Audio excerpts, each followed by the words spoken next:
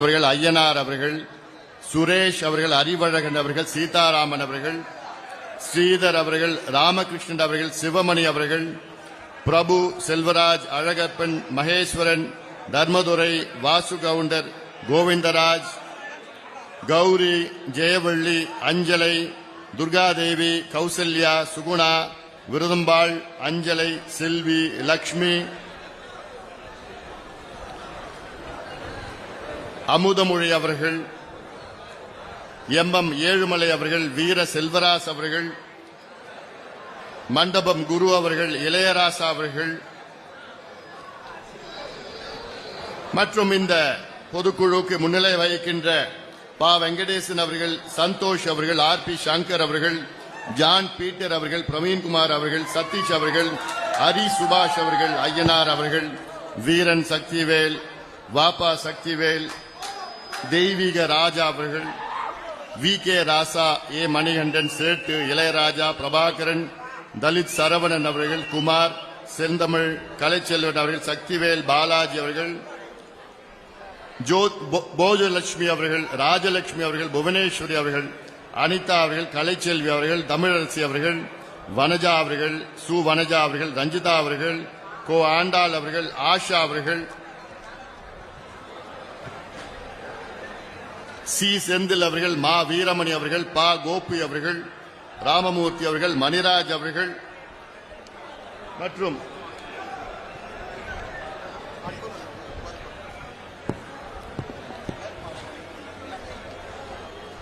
இந்த மாவட்டத்தின் பொறுப்பாளர் அன்புமணி அவர்கள் உள்ளிட்ட மேடையில் இருக்கின்ற அனைத்து நிலை நிர்வாகிகளுக்கும் இங்கே எழுச்சியோடு, ஆர்வத்தோடு, வீரத்தோடு, வெற்றி நிச்சயம் என்ற முழக்கத்தோடு வருகை தந்திருக்கின்ற மாநில, மாவட்ட, ஒன்றிய, பேரூர், நகர, மாநகர நிர்வாகிகள், அனைத்து நிலை பொதுக்குழு உறுப்பினர்களுக்கும், ஊடக நண்பர்களுக்கும், என் உயிரினும் மேலான அன்பு பாட்டாளி சொந்தங்களே,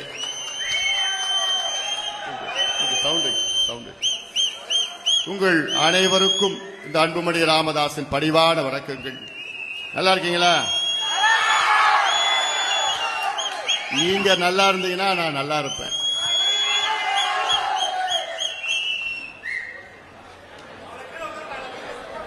முக்கியமான தருணத்தில் இந்த பொதுக்குழு இங்கே நடைபெற்றுக் கொண்டிருக்கிறது. இந்த பொதுக்குழுவின் நோக்கம் வருகின்ற 2026 சட்டமன்ற தேர்தலிலே மக்கள் விரோத திமுக ஆட்சிக்கு ஒரு முற்றுப்புள்ளி வைத்து அவர்களை வீட்டுக்கு அனுப்பி நம்முடைய ஆட்சி, நம்முடைய கூட்டணி ஆட்சியை தமிழ்நாட்டில் அமைக்க வேண்டும் என்ற நோக்கத்தில் தான் இந்த பொதுக்குழு இங்கே வெற்றிகரமாக நடைபெற்றுக் கொண்டிருக்கிறது. கடந்த 4 நாட்களாக ஒவ்வொரு மாவட்டமாக சென்று நம்முடைய பொதுக்குழு உறுப்பினர்களை சந்தித்து நாம் எப்படி வெற்றி பெற இருக்கின்றோம் என்ற செய்தியை சொல்லி, இன்னும் 10 மாதத்திலே சட்டமன்ற தேர்தல் தமிழ்நாட்டில் வர இருக்கிறது, அதற்கு நீங்கள் தயாராக வேண்டும், நம் கட்சியை பலப்படுத்த வேண்டும், இன்னும் கூடுதலாக உறுப்பினர்களை சேர்க்க வேண்டும், இளைஞர்களை அழைத்து வர வேண்டும் என்ற இந்த செய்திகளை சொல்லத்தான் இந்த பொதுக்குழு. கள்ளக்குறிச்சி மாவட்டம், இந்த மாவட்டம் தமிழ்நாட்டிலேயே மிக மிக மிக மிக பின்தங்கிய மாவட்டம். நம்முடைய இனமான காவலர், சமூக நீதி போராளி மருத்துவர் ஐயா அவர்கள் 36 ஆண்டுகளுக்கு முன்பு பாட்டாளி மக்கள் கட்சியை தொடங்கினார்கள். தொடங்கிய நோக்கம் அனைத்து பிற்படுத்தப்பட்ட, தாழ்த்தப்பட்ட, வஞ்சிக்கப்பட்ட, ஒடுக்கப்பட்ட, அடக்கப்பட்ட மக்களுக்கு சமூக நீதி வேணும் என்ற நோக்கத்திலே நம் கட்சியை மருத்துவர் ஐயா அவர்கள் தொடங்கினார்கள். 36 ஆண்டுகளுக்கு முன்பு தொடங்கிய கட்சி. அதில் எனக்கு மிகப்பெரிய ஒரு வருத்தம் இருக்கிறது. என்னவென்றால், இன்னும் நாம் ஆட்சியில் வர முடியாத ஒரு சூழல். 36 ஆண்டுகளுக்கு முன்பு தொடங்கிய கட்சி இது. தமிழ்நாட்டிற்கு எவ்வளவோ சாதனைகள் செய்த கட்சி, இந்தியாவுக்கு எவ்வளவு மாற்றங்களை கொண்டு வந்த கட்சி. நம் கட்சிக்கு அனைத்து தகுதிகளும் திறமைகளும் இருக்கிறது, செயல் திட்டம் இருக்கிறது, தொலைநோக்கு சிந்தனை இருக்கிறது, எத்தனையோ சாதனைகள் செய்திருக்கின்றோம். ஆனாலும் மக்கள் நம் மீது இன்னும் கூடுதலாக நம்பிக்கை வைக்க வேண்டும். அப்பொழுதுதான் நாம் ஆட்சிக்கு வர முடியும். எல்லாம் நமக்கு இருக்கிறது. இன்னும் சொல்ல போனால் கோடான கோடி என் தம்பிகளும் தங்கைகளும் தமிழ்நாடு முழுவதும் இருக்கின்றார்கள். அதற்கு ஒரு அத்தாட்சி கடந்த மாதம் மாமல்லபுரத்தில் நடந்த மிகப்பெரிய ஒரு மாநாடு. ஒரே ஒரு வார்த்தை, என் தம்பிகளை என் தங்கைகளை வாருங்கள் என்று சொன்ன ஒரே வார்த்தை, அங்கே லட்சக்கணக்கான என் தம்பிகளும் தங்கைகளும் அண்ணன்மார்களும் தாய்மார்களும், இதுவரை தமிழ்நாட்டில் இது போன்ற ஒரு மாநாடு நடத்தியது கிடையாது யாரும் என்று நான் மட்டும் சொல்லவில்லை, மற்றவர்கள் சொல்லுகின்ற இந்த மாநாட்டின் பார்த்து அத்துணை கட்சிகளும் என்னடா எங்கிருந்து தான் வந்தாங்க இவங்க,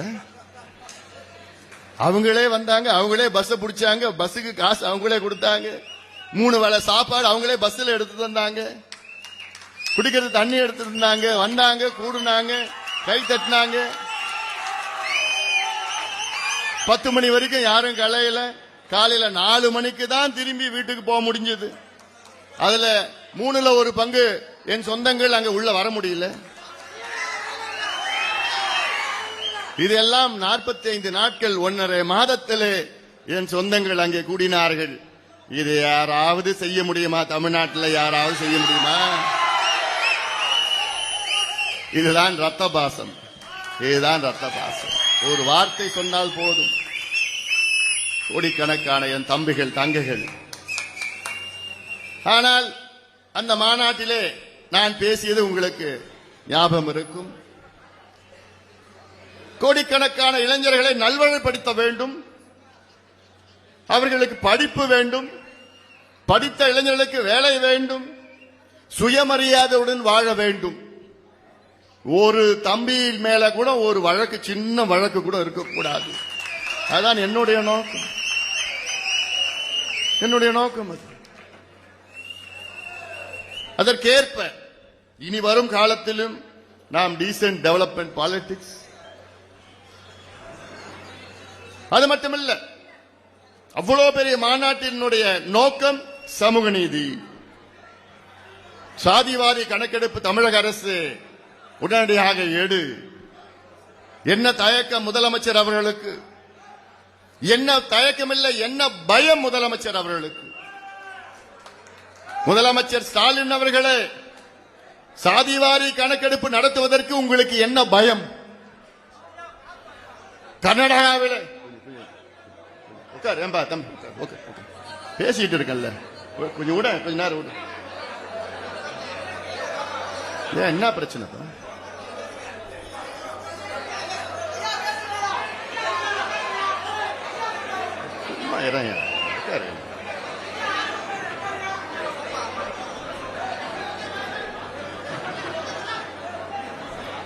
சாதிவாரி கணக்கெடுப்பு நடத்துவதற்கு முதலமைச்சருக்கு என்ன பயம், என்ன தயக்கம்?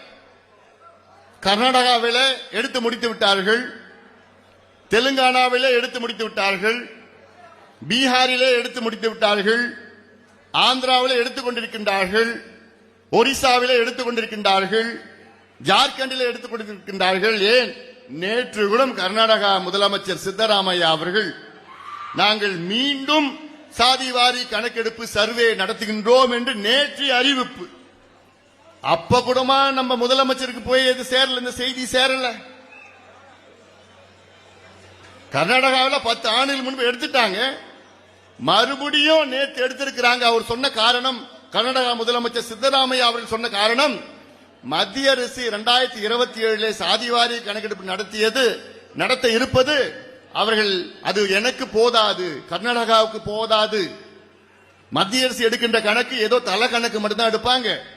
ஆனால் கர்நாடகா போன்ற ஒரு மாநிலத்திற்கு தேவை இன்னும் கூடுதல் புள்ளி விவரங்கள் தேவை. இன்னும் கூடுதல் தரவுகள் தேவை. இந்த தரவுகளும் புள்ளி விவரங்களும் மாநில அரசு மட்டும்தான் எடுக்க முடியும் என்று ஒரு மாநிலத்தின் முதலமைச்சர் சொல்லி மீண்டும் இரண்டாவது முறையாக சாதிவாரி கணக்கெடுப்பு கர்நாடகாவில் எடுக்கிறாங்களே. ஆனா நம்ம முதலமைச்சர் என்ன சொல்றாரு? ஐயையோ, எனக்கு சாதிவாரி கணக்கெடுப்பு நடத்த எனக்கு அதிகாரம் இல்லைங்கோ, எனக்கு அதிகாரமே இல்லைங்கோ. அப்ப கர்நாடகாவில் எந்த அதிகாரத்தை வச்சு எடுக்கிறாங்க? தெலுங்கானாவில் எந்த அதிகாரத்தை வச்சு எந்த சட்டத்தை வச்சு நடத்தினாங்க? பீகார்ல எந்த சட்டத்தை வச்சு நடத்தி முடித்திட்டாங்க? ஆந்திராவிலையும் ஒரிசாவிலும் எந்த சட்டத்தை வச்சு நடத்துறாங்க? ஆனா நம்ம முதலமைச்சருக்கு மட்டும் அதிகாரம் இல்லைங்கோ. அப்ப என்ன தமிழ்நாடு என்ன ஜப்பான்ல இருக்குதா, சைனாவில் இருக்குதா? இந்தியாவில் தானே இருக்குது. கர்நாடகாவுக்கு சட்டம் பொருந்துன்னா தமிழ்நாடுக்கு அதே சட்டம் பொருந்தும். தெலுங்கானாவுக்கு சட்டம் பொருந்துன்னா தமிழ்நாடுக்கு பொருந்தும். ஒரிசாவுக்கு, ஆந்திராவுக்கு, பீகாருக்கு ஒரு சட்டம் பொருந்துன்னா தமிழ்நாடுக்கு அதே சட்டம் தான் பொருந்தும். அந்த மாநிலம் எடுத்து முடிக்கிறாங்க, முடிச்சிட்டு இடஒதுக்கீட்டை உயர்த்தி எவ்வளவு நலத்திட்டங்களை கொடுத்திருக்கிறாங்க. ஆனா நம்ம முதலமைச்சர் ஐயையோ எங்களுக்கு அதிகாரம் இல்லைங்கோ. என்னையா யாரையா ஏமாத்திட்டு இருக்கீங்க? சமூக நீதி பத்தி பேசுவதற்கு முதலமைச்சர் ஸ்டாலின் அவர்களுக்கு தகுதி இருக்காயா? தகுதி இருக்கா? நிச்சயமா கிடையாது. முதலமைச்சர் ஸ்டாலின் அவர்களுக்கு மட்டுமில்ல, திமுகவுக்கே தகுதி கிடையாது. தகுதியை இழந்து விட்டார்கள். சமூக நீதி பத்தி இன்னும் எங்கேயாவது யாராவது திமுக காரங்க பேசுறாங்கன்னா நல்லா கொடுங்க. வாயில வாயில வாயில நல்ல வாயிலன்னா சொல்லுங்க, பேசாதீங்க. ஓகே, உங்களுக்கு தகுதியெல்லாம் இழந்துட்டீங்க அப்படின்னு சொல்லுங்க. ஏன்னா அவங்களெல்லாம் முடிஞ்சு போச்சு. வேஷம் போட்டு இருக்கிறான். தந்தை பெரியாருடைய வாரிசு, தந்தை பெரியாருடைய கொள்ளு பேரன், இப்படி அதெல்லாம் போட்டு தமிழக மக்கள் இதை புரிந்து கொண்டிருக்கின்றார்கள். ஏன்னா இந்த கோரிக்கை அனைத்து சமுதாயங்களுக்கு சார்ந்த கோரிக்கை. இதில் ஏதோ வன்னியர்களுக்கு மட்டும் கிடையாது. இன்னும் சொல்ல போனா கடந்த ஆட்சியில எடப்பாடி பழனிசாமி அவர்கள் வன்னியர்களுக்கு 10.5 விழுக்காடு இடஒதுக்கீடை கொடுத்தார்கள்.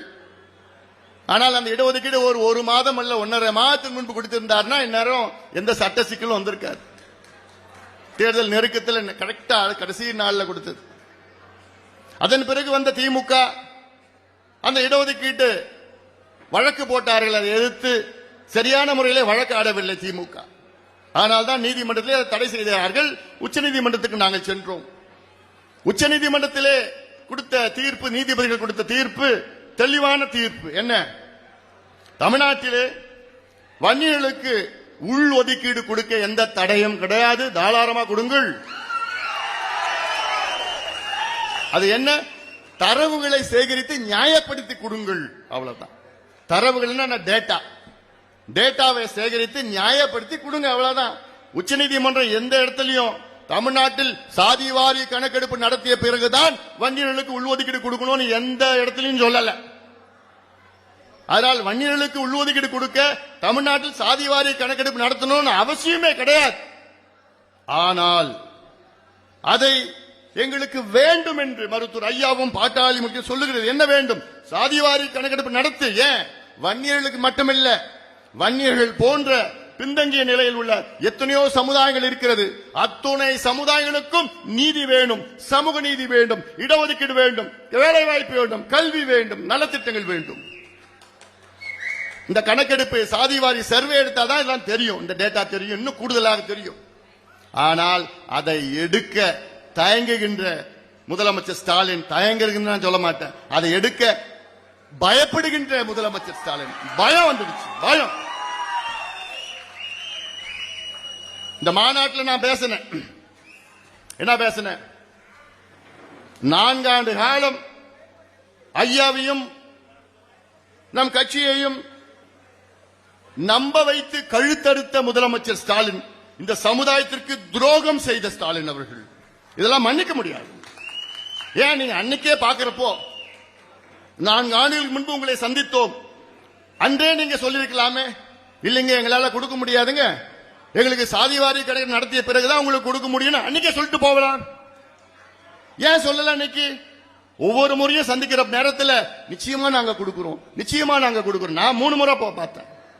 ஏங்க நீங்க தைரியமா போங்க, நிச்சயமா நாங்க தரோம் தரோம் உள்ஒதுக்கீடு தரோம் அப்படின்னு சொல்லியே கழுத்தறுத்து ஏமாத்தி நம்ப வைத்து கழுத்தறுக்கிறதுலாம் சாதாரண துரோகம் கிடையாது.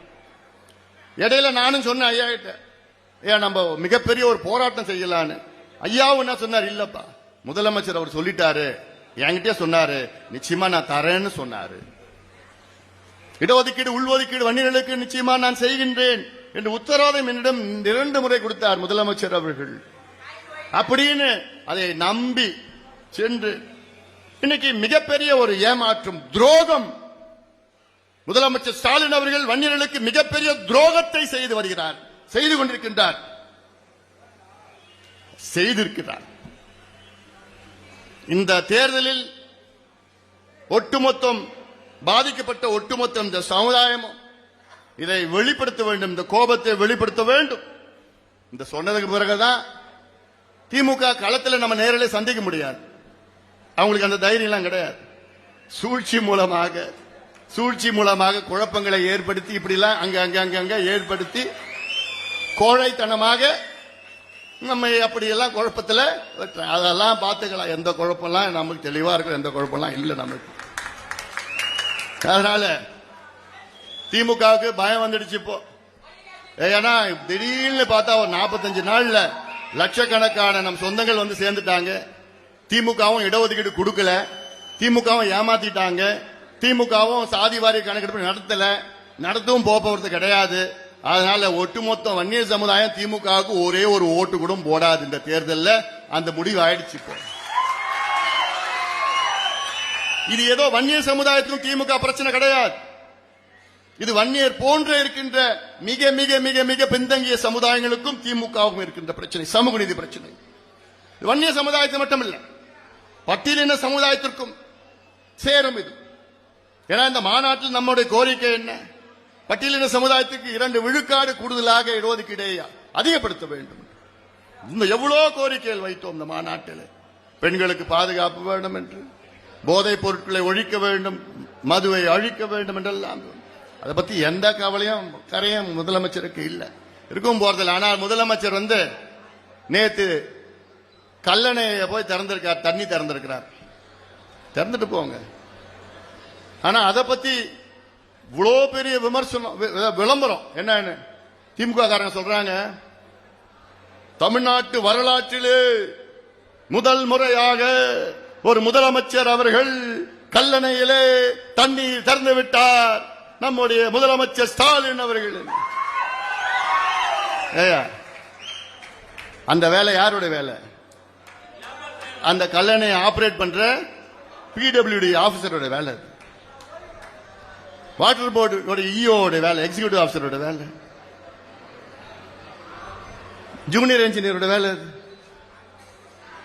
இவர் போய் கல்லணையில் தண்ணி திறந்து விட்டார். முதலமைச்சரோட வேலையாது. அந்த காலத்தில் வெள்ளக்காரங்க இந்த டேம் எல்லாம் கண்ட்ரோல் பண்ணி வச்சிருந்தான். ஏன் கண்ட்ரோல் பண்ணா? மக்களை கண்ட்ரோல் பண்ணலான்னு. டேமை கண்ட்ரோல் பண்ணா கீழே இருக்கிற மக்களை கண்ட்ரோல் பண்ணலான்னு வச்சிருந்தான். அவன் எப்படின்னு சொன்னா அப்பதான் தண்ணி திறந்து விடணும். சுதந்திரம் அடைஞ்சு 78 ஆண்டுகள் ஆயிடுச்சு. இன்னும் ஒவ்வொன்றுமா முதலமைச்சர்கிட்ட போய் கேட்டுட்டு இந்த டேமை திறந்து விடு, இந்த செக் டேமை திறந்து விடு, இந்த வாய்க்கால தண்ணி போகணும். முதலமைச்சர் எவ்வளவு வேலை இருக்குயா, இதுக்கு என்ன ஒரு விளம்பரம் புரியல. அதுக்கப்புறம் ஒரு ரோட் ஷோ, முதலமைச்சர் ரோட் ஷோ சைட்ல ஃபுல்லா திமுக நிக்க வச்சுட்டாங்க. நிக்க வச்சுட்டு அவர் போய் கேட்கிறாராம், ஏமா மகிழ்ச்சியா இருக்கீங்களாமா? அவங்களும் ஐயா நாங்க ரொம்ப மகிழ்ச்சியா இருக்கோம் ஐயா. யாரு பார்த்தா திமுக. அதுக்கே முன்கூட்டியே கேள்வி, ஏமா அவர் உங்களுக்கு இந்த கேள்வி கேட்பாரு, நீ அதுக்கு பதில் சொல்லணும். மறுபடியும் 2வது கேள்வி இந்த கேள்வி கேட்பாரு, அதுக்கு பதில் சொல்லணும். முதல்ல அந்த விடையை முதல்ல சொல்லிடணும். அதுக்கு தகுந்த மாதிரி பதில் சொல்லிட்டு இருக்கு. யார் மகிழ்ச்சியா இருக்கிறா தமிழ்நாட்டில்? யார் மகிழ்ச்சியா இருக்கிறா? கள்ளக்குறிச்சி மாவட்டம், கள்ளசாராயம் மாவட்டம், எத்தனை சாவுகள், எத்தனை இறப்புகள். அதெல்லாம் அன்னைக்கு போனது அப்புறம் எனக்கெல்லாம் தூக்கம் வரல. ஒவ்வொரு வீட்டிலும் தெருவில், அங்க தெருவில், இந்த தெருவில், பக்கத்து தெருவில், அந்த தெருவில், அப்படி எவ்வளவு சாவுகள் ஒரே நாள். இப்ப இன்னைக்கு நினைச்சா கூட எனக்கு ஒரு மாதிரி இருக்கு. இப்படி ஒரு நிலை தமிழ்நாட்டினோட அவ்வளவு நிலை. எல்லாத்துக்கும் தெரியும், கள்ளக்குறிச்சியில கள்ளச்சாராயம் காலங்காலமா விற்கிறாங்க. யார் விற்கிறான்னா திமுக விற்கிறான். அது எம்எல்ஏ இருக்கிறான், மாவட்ட செயலர் இருக்கிறானுங்க, இவங்க தான் விற்கிறானுங்க. கல்வராய மலையில கள்ளச்சாராயம். இது ஏதோ 10, 20, 30, 40, 50 ஆண்டுகளாக நடக்குது. ஊரல் எங்க இருக்குன்னு கிளீனா போலீஸுக்கு தெரியாதா? எங்க போச்சு வச்சுக்கிறான், எங்க இருக்குது, எந்த காட்டுல இருக்கு, எந்த ரோட்ல இருக்குது, எங்க இருக்குதுன்னு. அப்புறம் காவல்துறை யார் கீழே இருக்குது? முதலமைச்சர் ஸ்டாலின். அவர் என்ன பண்ணிட்டு இருக்காரு? தண்ணி திறந்து விடுற வாய்க்கால், தண்ணி திறந்து விடுற வாய்க்கால். எவ்வளோ மோசமான சட்டம் ஒழுங்கு தமிழ்நாட்டில்.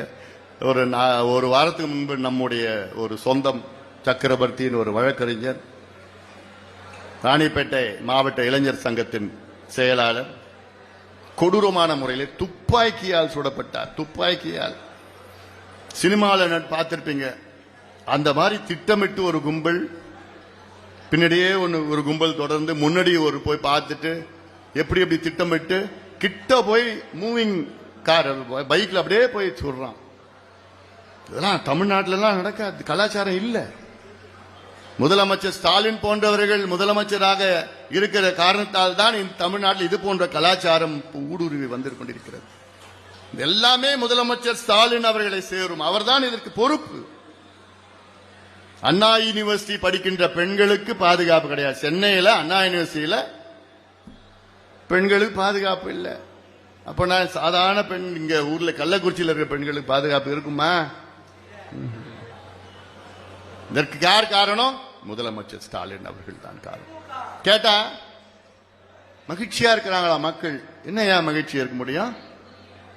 இந்த 4 ஆண்டு காலத்துல 3 முறை மின் கட்டணத்தை உயர்த்தின திமுக 45,000 கோடி கடந்த ஆண்டு இந்த 3 முறை மின் கட்டணத்தை உயர்த்தினாங்கல்ல, 45,000 கோடி வந்திருக்கு அரசுக்கு. இப்ப ஜூலை 1ஆம் தேதி என்ன நடக்கும் தெரியல? என்னமா ஜூலை 1ஆம் தேதி 4வது முறை மின் கட்டணத்தை உயர்த்த முடிவு செய்துவிட்டார்கள். முடிவாயிடுச்சு.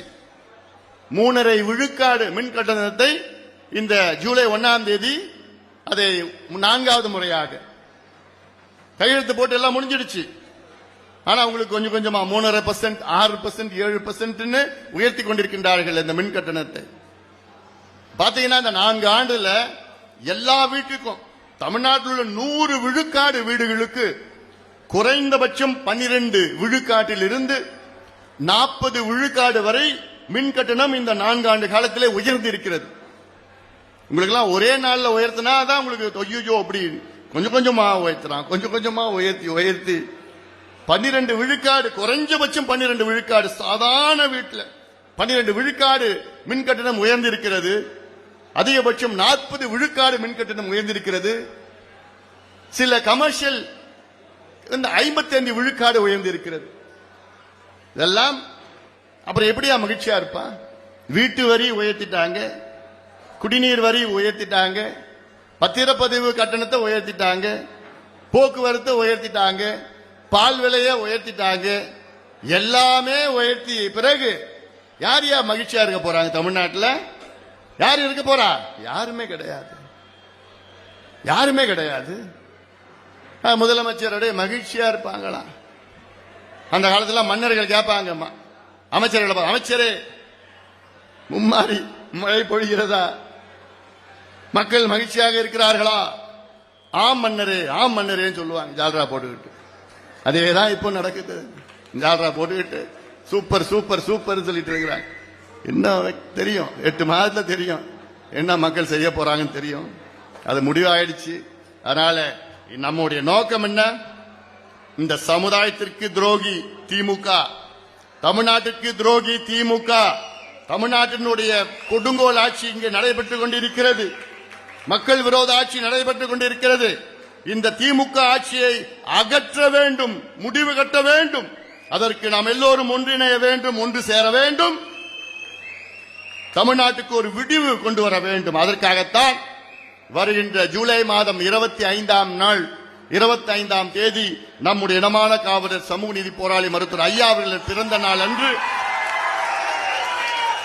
ஒரு நடைபயணத்தை மேற்கொள்ள இருக்கின்றேன். நடைபயணம். இந்த நடைபயணத்தினுடைய நோக்கம் என்ன? தமிழ்நாட்டில் உள்ள அனைத்து தரப்பு மக்களும் வாருங்கள். இந்த கொடுங்கோல் ஆட்சி, சமூக நீதி எதிரான ஆட்சி, ஊழல் ஆட்சியை அகற்றி வீசி எறிந்து இந்த நல்ல ஒரு ஆட்சியை தமிழ்நாட்டில் நாம் சேர்ந்து அமைப்போம் என்ற நோக்கத்திலேதான் இந்த நடைபயணத்தை மேற்கொள்ள இருக்கின்றேன். அதற்கு நீங்கள் எல்லோரும் தயார் நிலையில் இருக்க வேண்டும். நீங்கள் எல்லோரும் மக்களிடம் ஆதரவு சேகரியுங்கள். குறிப்பாக பெண்கள், இளைஞர்கள் மத்தியிலே, விவசாயிகள் மத்தியிலே மிகப்பெரிய ஆதரவு வர வேண்டும். ஒவ்வொரு பகுதியாக நான் வர இருக்கின்றேன்.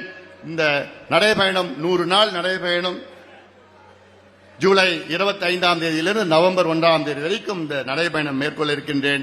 இந்த நடைபயணத்துடைய நோக்கம் என்ன? நம்முடைய உரிமைகளை மீட்டெடுக்க வேண்டும்.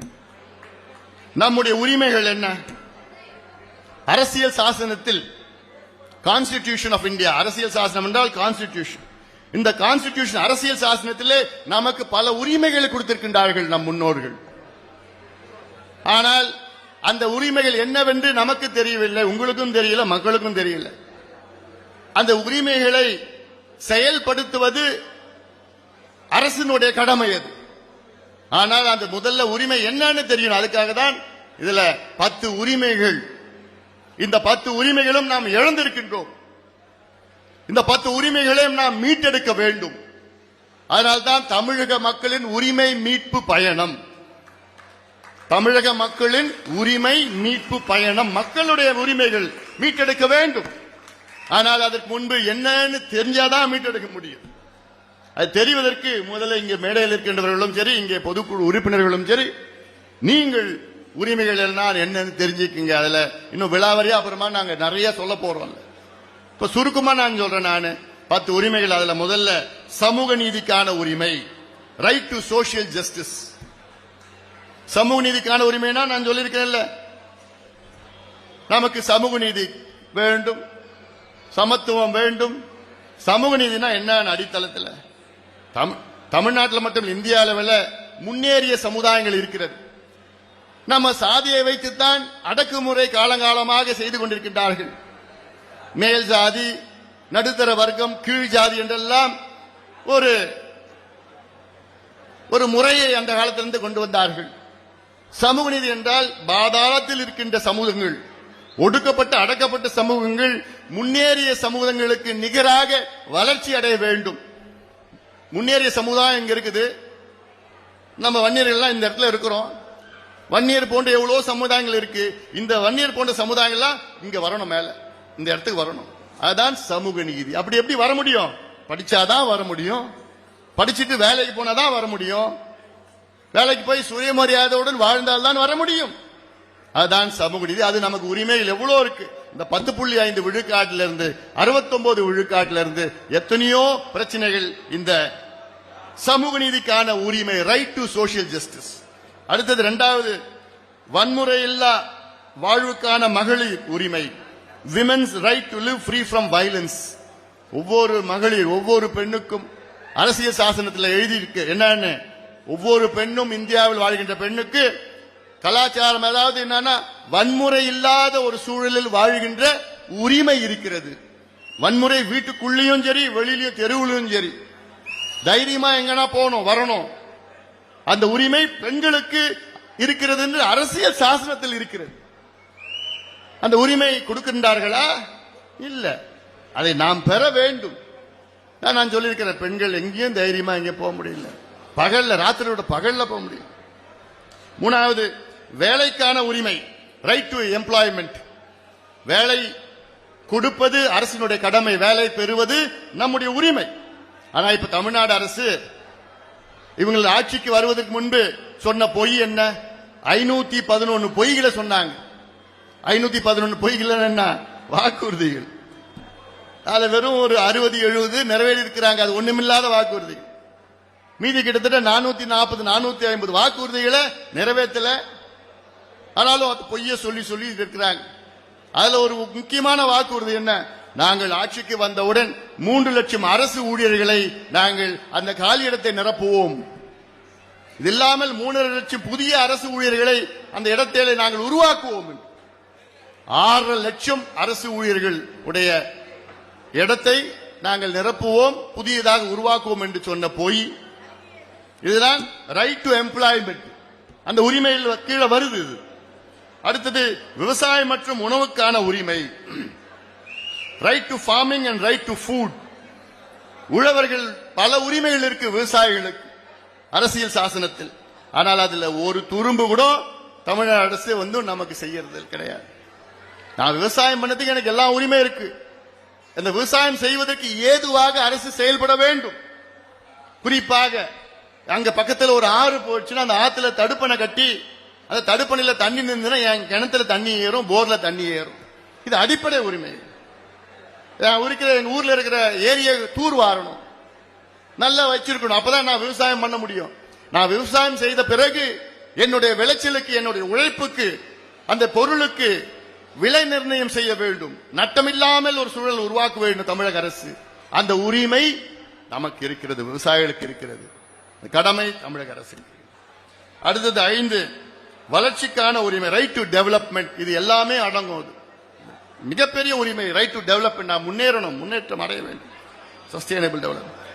6வது அடிப்படை சேவைகளுக்கான உரிமை, ரைட் டு பப்ளிக் சர்வீசஸ். இப்போ நம்ம ஏதாவது ஒன்று வேணும்னா நமக்கு இப்போ ஒரு மின் இணைப்பு வேணும், கரண்ட் வேணும், அதுக்கு போய் நம்ம விண்ணப்பம் கொடுக்கிறோம், இபி ஆபீஸ்ல கொடுக்கிறோம்.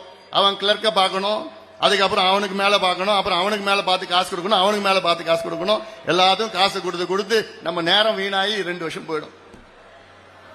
ஆனால் இதுல நம்ம உரிமைகள்ல அப்ளை பண்ணா வீட்டுக்கு வந்துடணும்.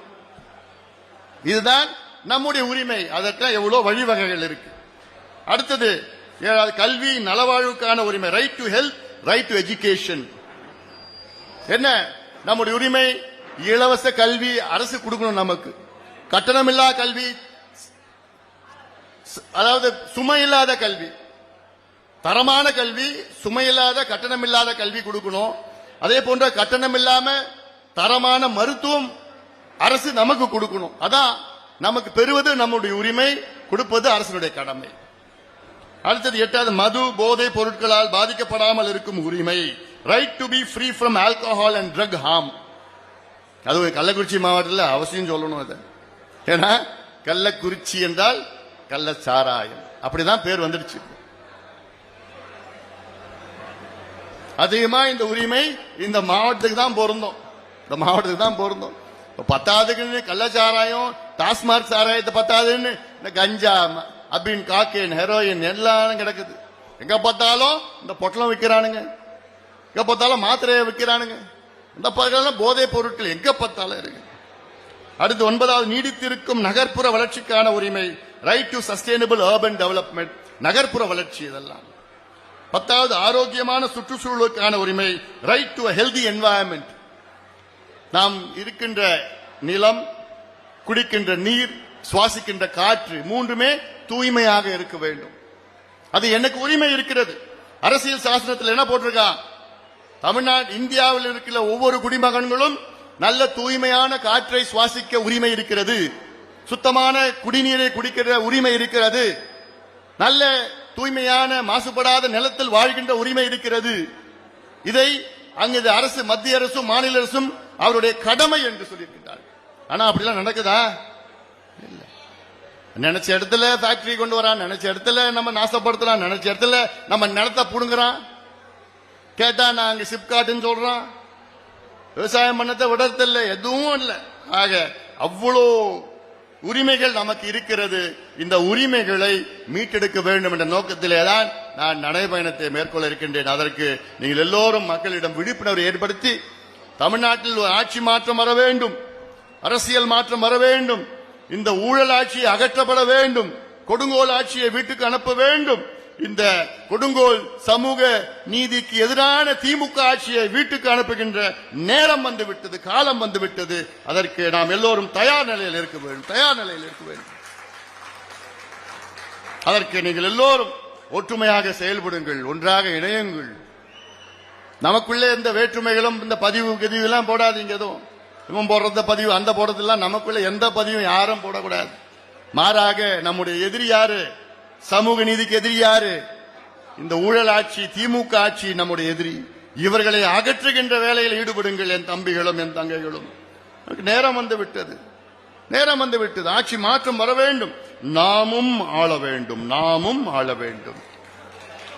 நாம் ஆண்டால்தான் தமிழ்நாட்டிலே நல்லது நடக்கும். எவ்வளவு திட்டங்கள் இப்போ இன்னைக்கு இந்த தீர்மானம் வச்சிருக்கிறோம். அது நேரம் இல்லை, அதுக்கு மீடியாக்கெல்லாம் கொடுக்க போறோம். கிட்டத்தட்ட 15 தீர்மானங்கள், 15 தீர்மானங்கள் இந்த மாவட்டத்தின் வளர்ச்சிக்காக தீர்மானங்கள் எல்லாமே. அதுல 15ல கிட்ட 10 தீர்மானங்கள் விவசாயம், நீர் மேலாண்மை சார்ந்தது, சிலது வளர்ச்சி. எனக்கு இந்த 15 தீர்மானத்தை நம்ம ஆட்சிக்கு வந்தோம்னு வச்சுக்கீங்களேன், இந்த 15 தீர்மானத்தை 6 மாதத்திற்குள் என்னால செய்ய முடியும். 6 மாதத்திற்குள் என்னால செய்ய முடியும், அவ்வளவுதான். ஆனா இந்த 15 தீர்மானத்தை கிட்டத்தட்ட 30-40 ஆண்டு காலமாக கேட்டுட்டு இருக்கிறோம். 30 ஆண்டு 40 ஆண்டு காலமாக இந்த தீர்மானத்தை, ஐயா எங்களுக்கு இந்த பகுதியில் கொடுங்க ஐயா, இந்த கோமுக்கி அணையில ஆத்துல தடுப்பணை கட்டுங்க ஐயா, அடிப்படைகள் மருத்துவமனையை மேம்படுத்துங்க. இதெல்லாம் சாதாரண வேலை, சாதாரண வேலை. 6 மாதத்துல ஒட்டுமொத்தமா செய்கின்ற வேலைகள். அதனால்தான் சொல்றேன், நாட்டில் உள்ள அனைத்து தரப்பு மக்களும் நீங்கள் எல்லாம் ஒன்று வாருங்கள், ஒன்று சேருங்கள். இந்த திமுக கொடுங்கோல் ஆட்சி, சாராய ஆட்சி, கள்ளச்சாராய ஆட்சி, இந்த கஞ்சா ஆட்சி, இந்த கொலை செய்கின்ற ஆட்சியை அகற்றுவோம். திமுக ஆட்சியை வீட்டுக்கு அனுப்புவோம், அகற்றுவோம். தமிழ்நாட்டிற்கு விடுதலை வாங்கி தருவோம். நம்முடைய உரிமைகளை மீட்டெடுப்போம். மக்களை சந்திப்போம். உறுப்பினர்களை, புதிய உறுப்பினர்களை சேர்ப்போம். இதெல்லாம் சேருங்க, நிறைய பண்ணுங்க. உறுப்பினர் அட்டை கொடுங்க, கிளையை புதுப்பியுங்கள். ஒவ்வொரு வாக்குச்சாவடி முகவர்களை புதிதாக நீங்கள் இருக்கிறாங்க, ஆனாலும் அவங்களுக்கு மறுபடியும் சேர்ந்து 10 முகவர்களை எங்களுக்கு கொடுங்க, எங்கிட்ட கொடுங்க. அவங்களுக்கு பயிற்சி எல்லாம் கொடுக்கணும், அவங்களை தயார் செய்ய வேண்டும். இன்னும் 8-10 மாதத்திலே தேர்தல் வருகிறது. அதற்கு நீங்கள் எல்லோரும் தயார் நிலையில் இருங்கள். இருந்து நீங்கள் எல்லாம் களத்திலே இறங்குங்கள். நம்முடைய பலத்தை நிரூபிக்க வேண்டும். அதற்கு நீங்கள் எல்லோரும் ஒற்றுமையாக செயல்பட்டு கொடுங்கோல் திமுக ஆட்சியை அகற்றும் வரை நாம் எல்லோரும் ஒற்றுமையாக போராடுவோம், கடுமையாக நாம் பணியாற்றுவோம், வெல்வோம். நன்றி.